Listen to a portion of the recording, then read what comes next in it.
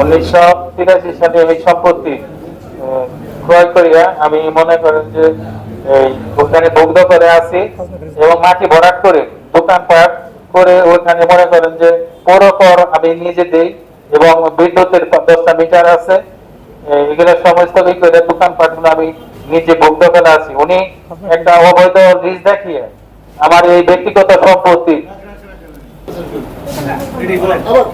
1983 সালে এই সম্পত্তিটা আমি ক্রয় করি।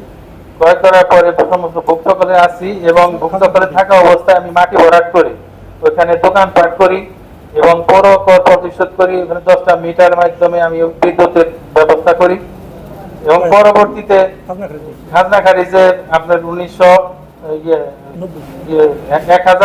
স্থিতিত প্রতিদান দ্বারা আমি একটি খাজনা খারিজ করি। পরবর্তীতে মনে করেন যে আপনার এই 43 বছর যাবত এই জমিটা আমি ভুক্ত করে আছি।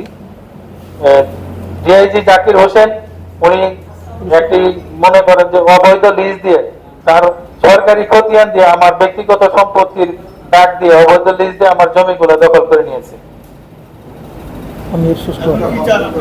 আমি আপনাদের মাধ্যমে মাননীয় প্রধানমন্ত্রীর কাছে বিচার চাই, সে যেন আমার জমিটা যেন আপনাদের মাধ্যমে আমি যেন ফেরত পাইতে পারি এবং আমাকে সে প্রতিনিয়ত হুমকি মামলা হুমকি দিতেছে।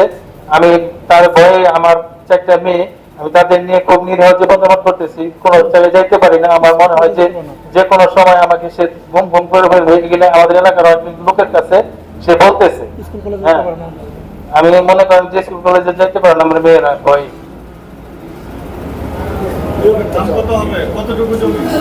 20% জমি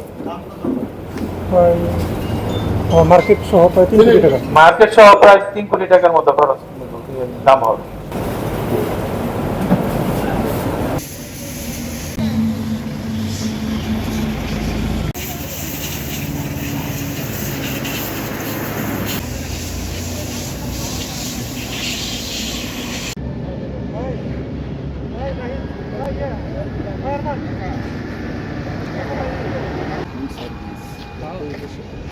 How